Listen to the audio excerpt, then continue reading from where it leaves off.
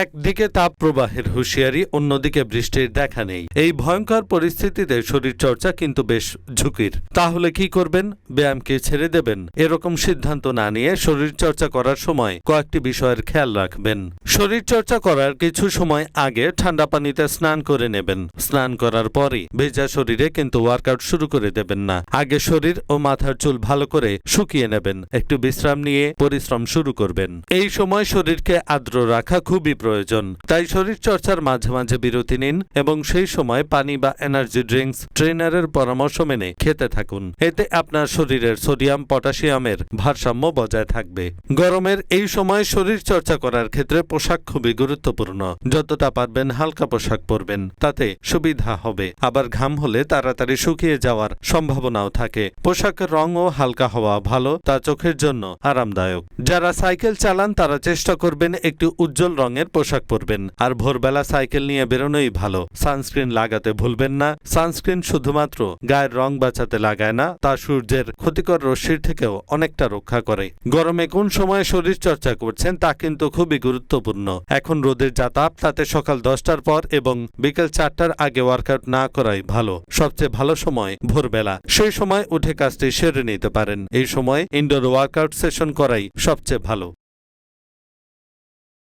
Ehsanul Haque, Dhaka post.